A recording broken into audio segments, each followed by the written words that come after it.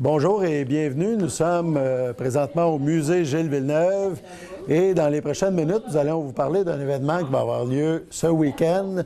Donc, c'est le Mondial de l'auto. C'est un événement propulsé par le musée Gilles Villeneuve. J'ai en ma compagnie une personne qui a travaillé énormément à la réalisation de ce projet-là cette année. C'est Danny Bibeau, qui est stagiaire, c'est un étudiant à l'Université du Québec à Trois-Rivières, qui est avec l'équipe du musée depuis plusieurs mois. Et le projet principal là, dont il avait mené à terme, c'est le Mondial de l'auto. Bonjour, Danny. Bonjour. Donc, on va expliquer un petit peu l'événement. Bon, ça va se dérouler du 21 au 24 août. Évidemment, le gros, on en parlera tantôt dans la programmation, c'est le week-end où le gros des activités va se passer. Mais pourquoi le mondial? Pourquoi avec le musée? Pourquoi à Berthierville?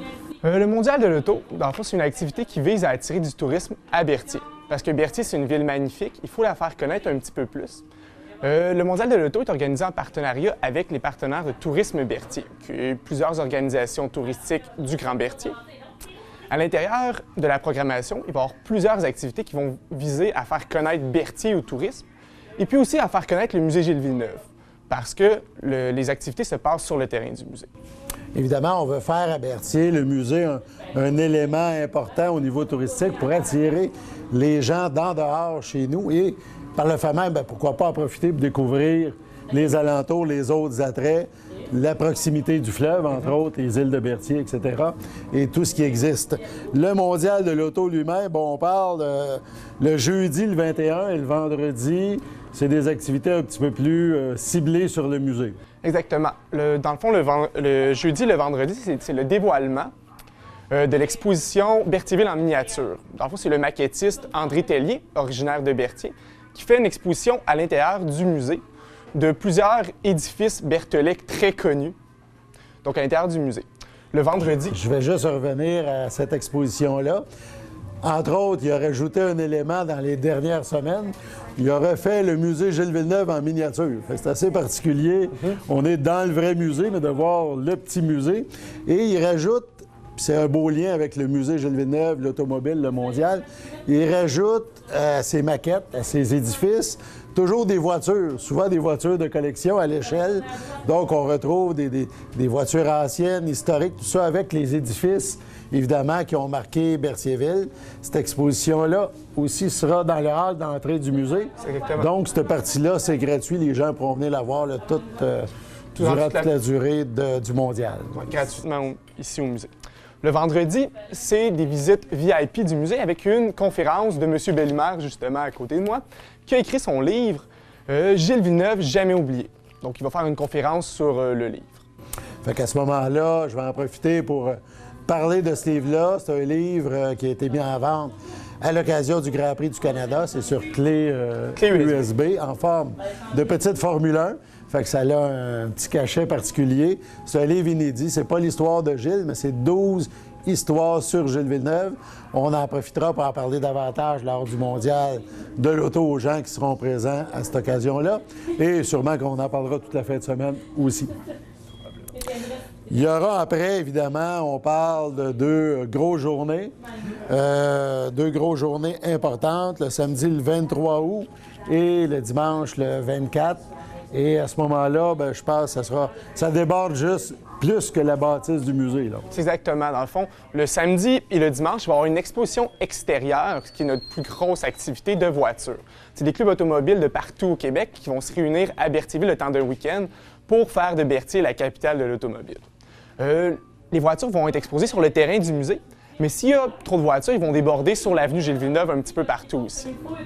Donc, les terrains de nos voisins ont été réquisitionnés, si on peut dire. Si jamais il y a beaucoup de voitures, ça pourrait aller à gauche et à droite du musée.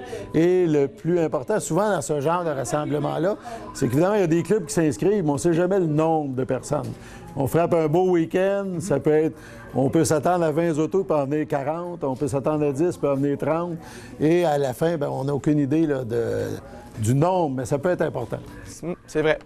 C'est aléatoire. Ensuite, il y a plusieurs autres petites activités qui vont être mises en place à l'intérieur de l'exposition automobile. il va y avoir, entre autres, la zone enfant.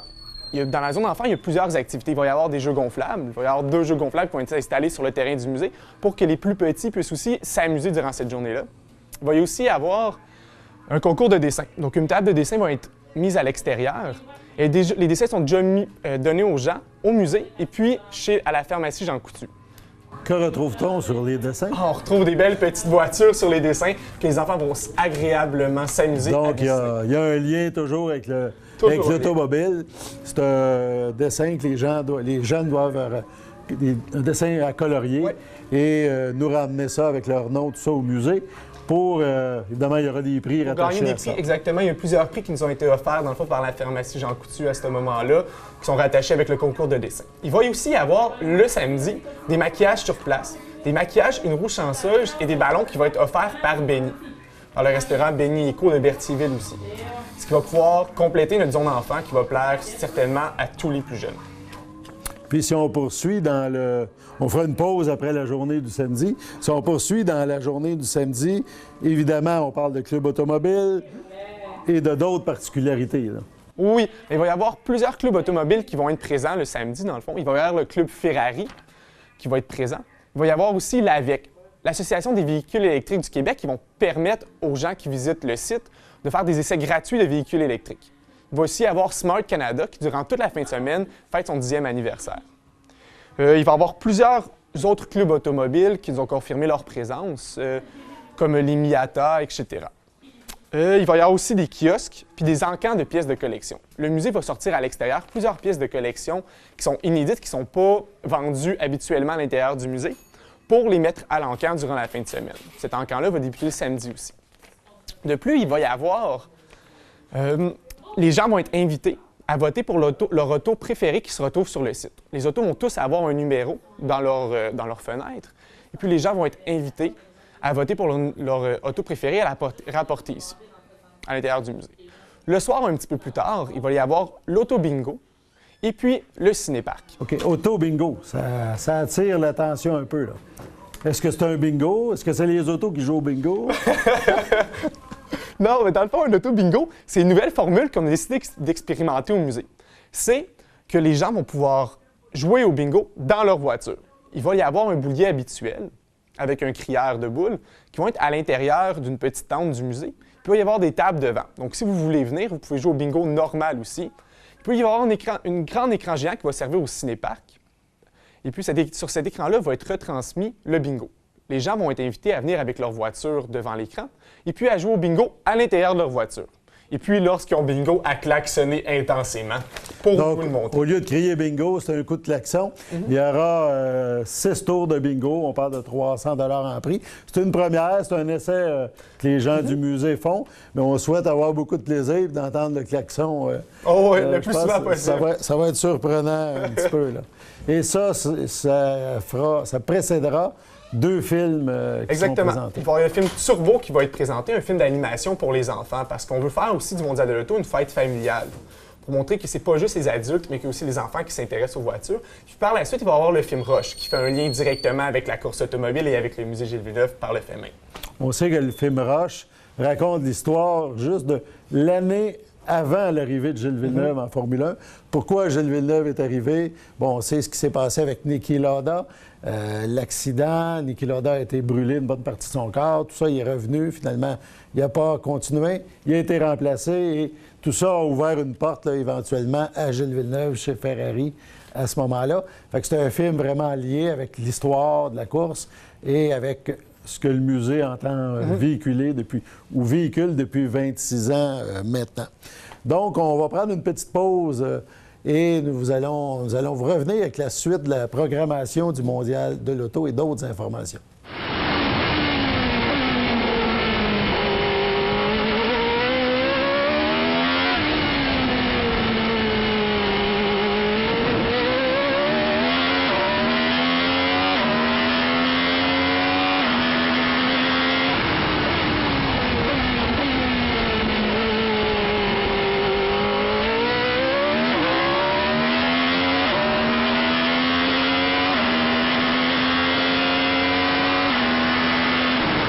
Évidemment, on parle du Mondial de l'Auto qui va se dérouler ce week-end à Berthierville, au musée Gilles Villeneuve et aux abords du musée Gilles Villeneuve. Danny, juste avant notre petite pause, on a parlé d'Auto Bingo, puis on a parlé de Cinéparc, mais c'est le Cinéparc, il ne faut pas l'oublier, GM Payet, évidemment, de Payet Automobile à Berthier qui commandite le Cinéparc. Et aussi, on voulait mentionner, par rapport au Cinéparc, au bingo, on avait d'autres particularités. Exactement. Au fond, la retransmission du son va se faire dans les voitures, comme dans un vrai cinéparc. Vous n'aurez qu'à syntoniser la zone FM qu'on va vous dire, et puis vous allez pouvoir entendre l'entièreté du film et puis du bingo à l'intérieur de votre voiture, si vous vous présentez. Donc, on reste concept automobile jusqu'au bout.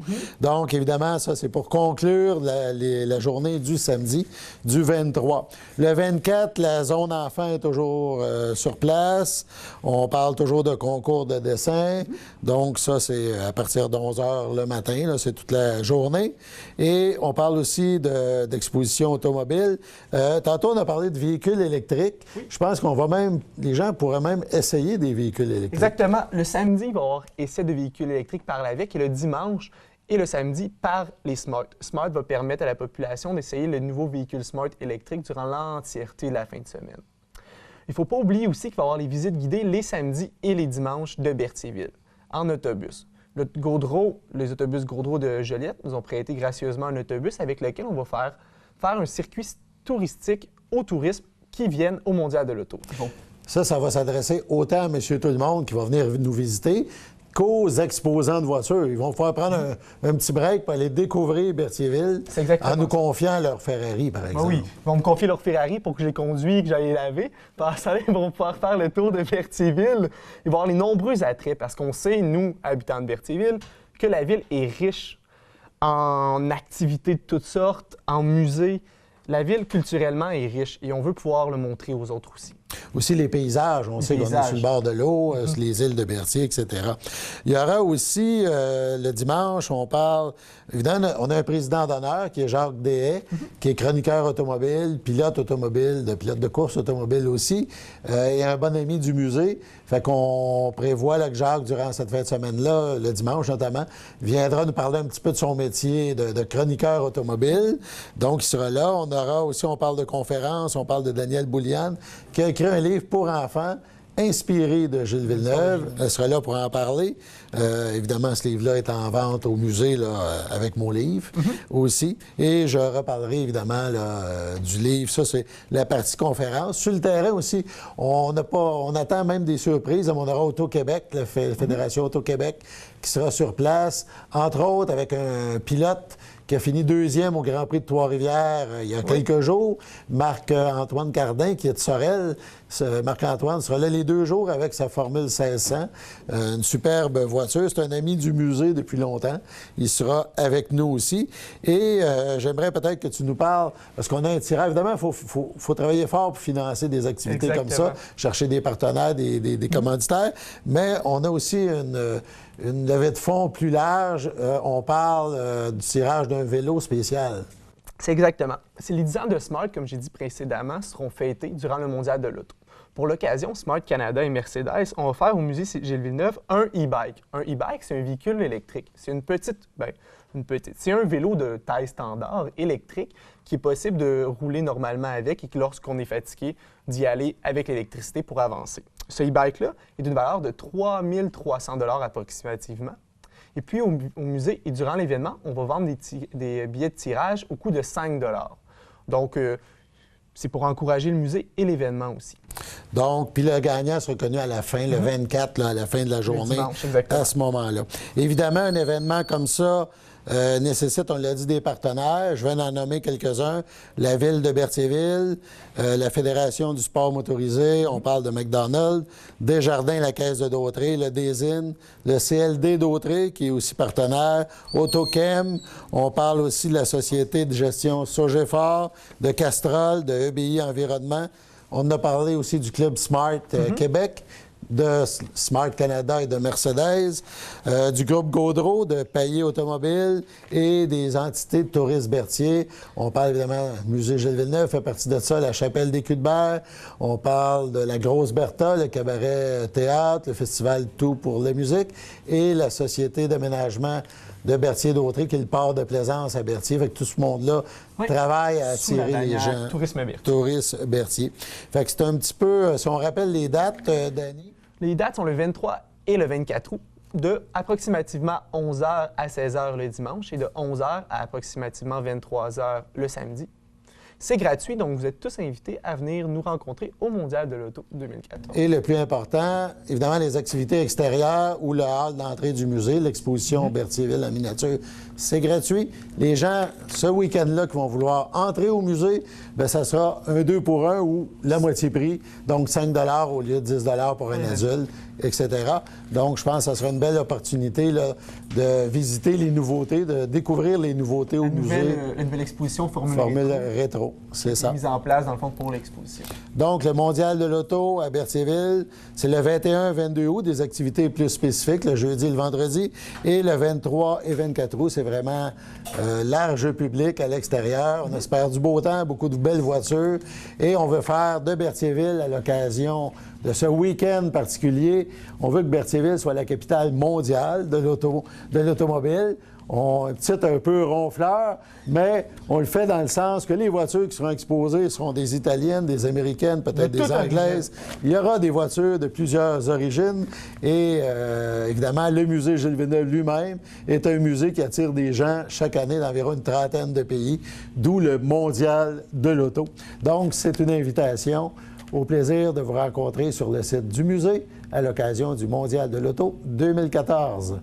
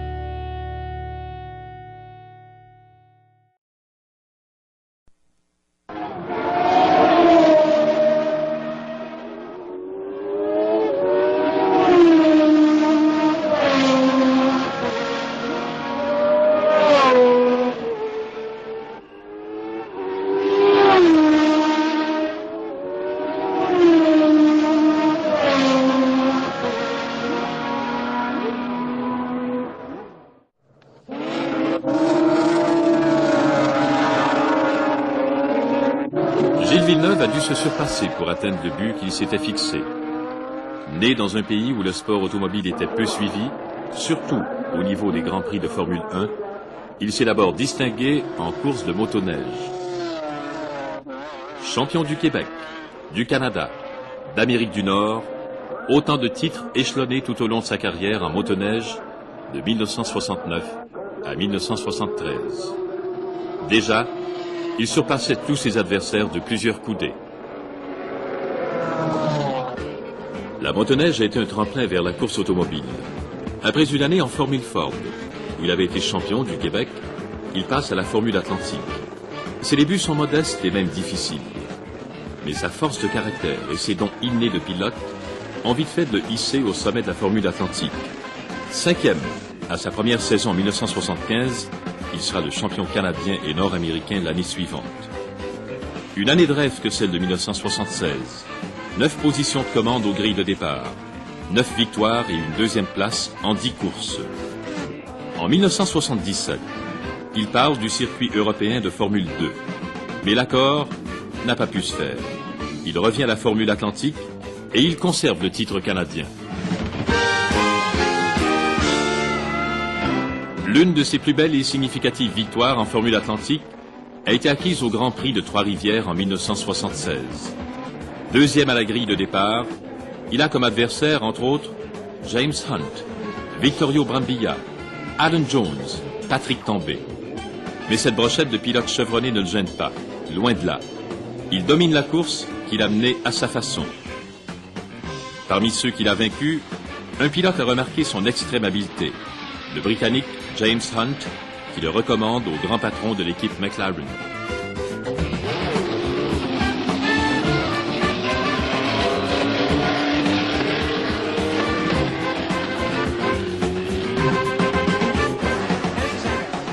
Après un seul Grand Prix chez McLaren, celui de Silverstone en 1977, où il termine 11e, il s'associe à Ferrari, l'écurie la plus prestigieuse de la Formule 1. Le début de l'aventure Ferrari a connu des instants inquiétants, frôlant parfois le désastre.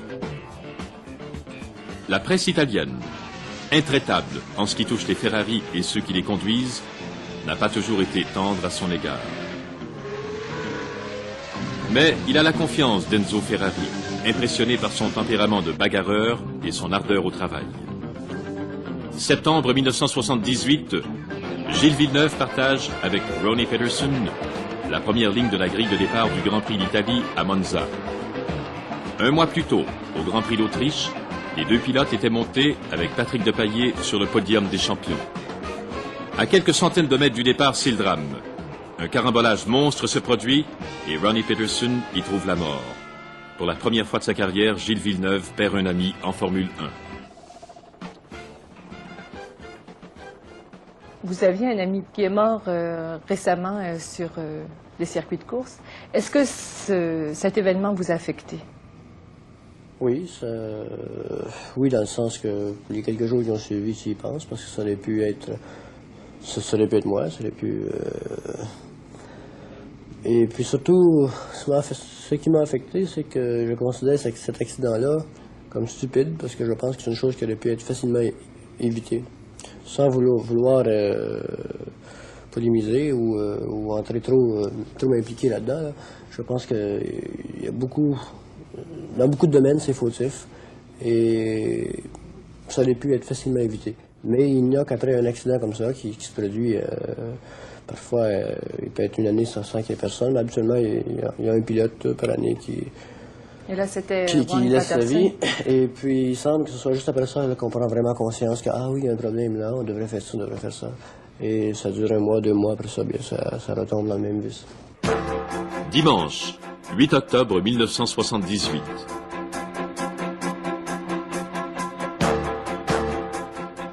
« 22 bolides s'élancent vers la victoire au Grand Prix du Canada, dans un nouveau décor un peu insolite, celui de l'île Notre-Dame. Gilles Villeneuve en est à sa 19e course de Grand Prix et toujours en quête d'une première victoire. Avant le début de cette saison, il s'était juré de gagner un Grand Prix en 1978.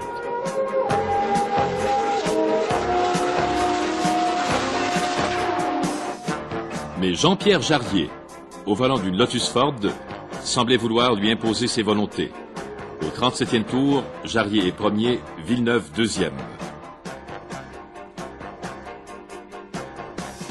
32 secondes séparent ces deux pilotes. C'est alors que l'écart entre la Lotus et la Ferrari ne cesse de diminuer. Au 49e tour, un ennui mécanique à la Lotus et Jarier doit abandonner. Gilles Villeneuve est en tête. Au volant de sa Ferrari numéro 12, il mène le bal. La victoire est finalement à sa portée. Encore 20 tours de piste et elle sera acquise.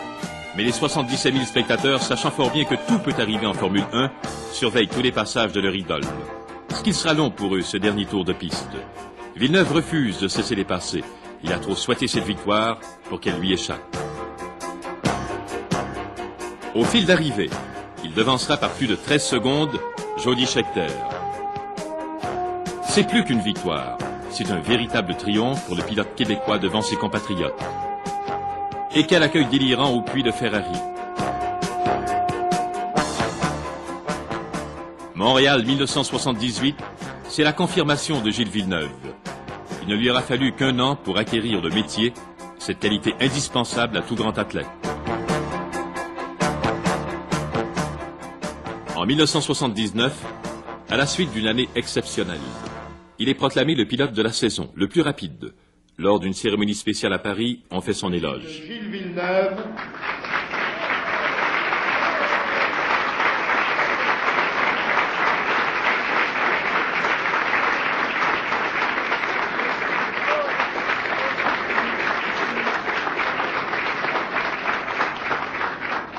Gilles Villeneuve a été pilote de l'année, a été élu pilote de l'année. Gilles Villeneuve est vice-champion du monde, il est 3 fois premier et 4 fois deuxième cette saison en Grand Prix. Il a été également 5 fois recordman du Tour en course et a pris 3 fois le départ en première ligne. Et si l'on veut bien se souvenir qu'il a disputé son premier Grand Prix de Formule 1 en 1977, il nous a semblé difficile de trouver palmarès plus révélateur d'une fougue et d'un talent aussi unanimement reconnus. J'ajouterai que chacun des membres du jury n'a pas manqué de souligner que Gilles Villeneuve possédait tant en course que dans la vie des qualités de cœur, de panache et de générosité qui sont les premières caractéristiques du pilote de Formule 1. Hélas, ou tant mieux, chacun s'arrache la propriété de votre notoriété, mon cher Gilles, puisque la presse des États-Unis vous a déjà élu meilleur sportif du continent américain.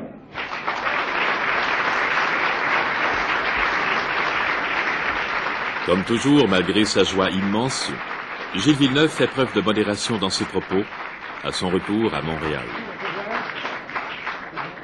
Quelle a été votre réaction lorsqu'on vous a dit que vous avez été choisi le meilleur pilote en Formule 1 au monde? Bien ça, c'est une enquête qui a été faite par un magazine italien et puis qui a été faite à l'intérieur du monde de la Formule 1, en fait, des gérants d'équipe, des commanditaires, des mécaniciens ou d'autres pilotes. Et puis la question était qui est le pilote le plus rapide. Donc ça n'aurait peut-être pas été la même réponse pour le meilleur pilote. Il y a peut-être une nuance là. Et puis en fait ça m'a fait bien plaisir, d'autant plus que l'an passé j'ai eu très peu de résultats. La voiture était 5, la Ferrari T5 marchait très mal. Et même cette année, parce que l'enquête a été faite avant Monaco, cette année on avait eu très peu de résultats. Là, vu qu'ils m'ont voté, je sais pas, à 80% ou quelque chose comme ça, ça fait chaud au cœur de voir que même avec le peu de résultats, que les efforts maximum que j'ai faits en prenant tous ces risques d'en passer cette année, eh bien, que les gens s'en rendent compte et puis qu'ils me considèrent quand même comme si ils ont dit le plus rapide, mais disons un des plus rapides.